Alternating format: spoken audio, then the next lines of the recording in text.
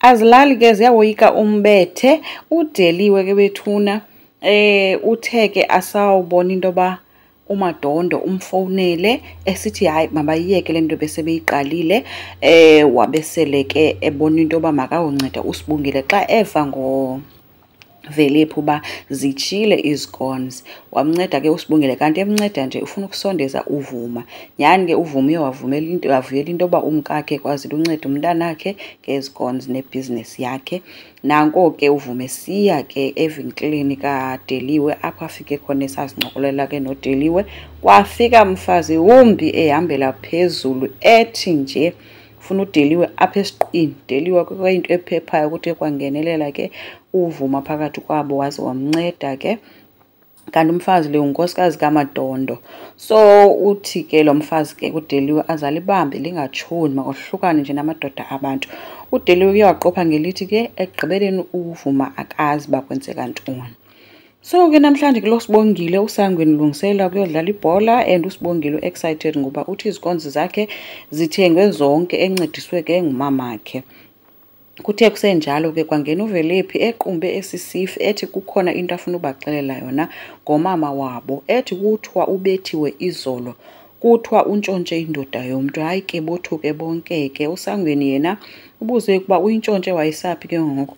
Aqhubeke ke uVeliphi ke esithi kuthiwa uhambe echitha imitshato yabantu.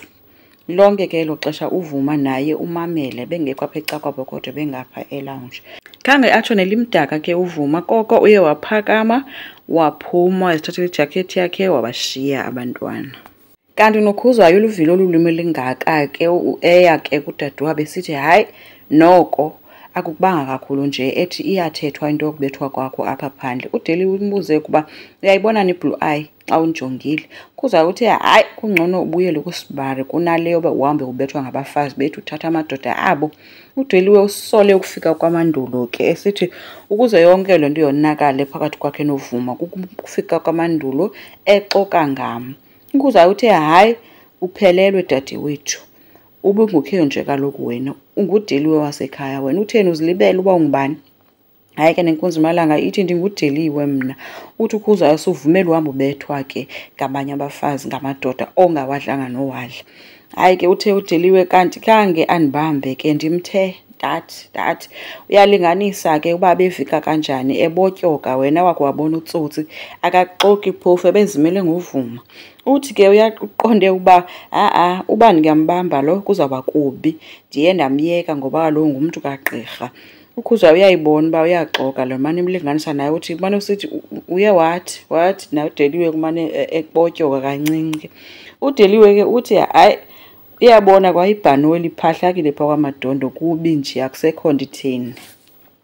uVuma ke esothuswe nayo le kaDeliwe kuphinda kufika uNtombela futhi ezomhlahla ngezinto ezithethwa ngale family yakwaMbambo phaa kulaa xopho yokuziphatha kakubi. Ethi nje babolile bafana nengcwaba. uVuma kumnqandile ke esithi makayiyeke le nto ayithethayo. Wathi uNtombela nawe ndiyakunqanda, ndithi nqanda iintombi zakho. Omnye ngulo wabambisa ibhatyi unyanam ngomntana, omnye ngulo wamka wayeThekwini yoklina ii-toilets. Hayi wamgxotha kuVuma esithi ndicela undiphumele kwam. Emveni koko ke uye waya kuDeliwe apha afike wambuza uba uyenza kanjani into enje kum. uDeliwe uthe nawe uzondiwisa kanti nditye ntoni kanti kabani na? uVuma uthe suzothusa ukhohlakele wena, uyothuka ngokuba wayi uhamba ubethwa nguwo wonke umntu lo nabantu balwa nawe. Usisikhohlakalo somfazi, uthi ubukise ngam kule xopho abantu babona isidenge sendoda. uDeliwe uthe wena wandigxotha nje usola mna ngoku undikhuphe kwam wena. Imothusile ke leyo uVuma ebuza uba usola mna nanga le mikhuba ohambe uyigila emizini yabantu. uDeliwe uthe uba wawungandigxothanga. uVuma uthi wena ndacela into enye kuwe uba ube ngumama kuSibongile, ube ngumzekelo omhle.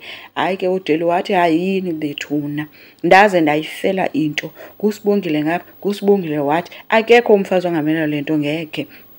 uVuma uthe kulungile ke Deliwe, isono sesam ndiyayithatha iblame ngoba mhla umhlaba wandithathela umama kaSibongile ndacinga uba ndizamfumana omnye ofana naye.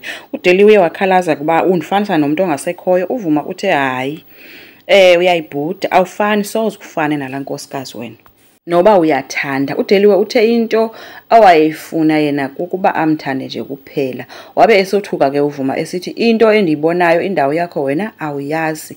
Wamshiya kanjalo ke esogqiba. Hayi ke uDeliwe wenze eyokugqibela kwicustomer ebelikwakhe elithenge inkomo kuVuma ngelithi ke uyamlumkisa ngoba kaloku laa mntu athenge kuye inkomo eza nkomo uzibile. So ke lonke le nto ayenzayo ke uyenze ngoba esithi wolusa uVuma. So esithi ke kulo muntu cinga aba bantu bakhalayo ngeenkomo zabo ezibuweyo wena ngapha ubhizi uyazithenga. Wathi kodwa ke nokungumuntu endimthembileyo. So ubhuti wabantu ke uye walibangisa kwaVuma ke eyolanda imali yakhe. Bephoxekile ke uVuma ethi ekugugeni sendingakuthengisela inkomo ezibiweyo.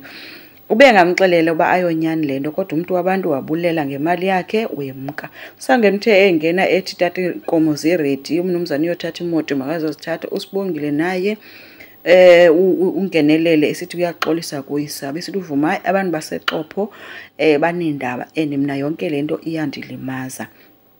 Bebezibuza ke uba ngubani lo muntu oxoke kangaka. uVuma uthe yonke lento indibuyisela emva mna. noSibongile uthe lento ke ithetha ukuthi umuntu ondim akasayi eyunivesithi. Waphakama wabashiya. So kulusizi ke kwambambo ngenxa kaDeliwe. Enkosi ngicela siqhubeke subscribe, silike, singakhomenta futhi. Bye.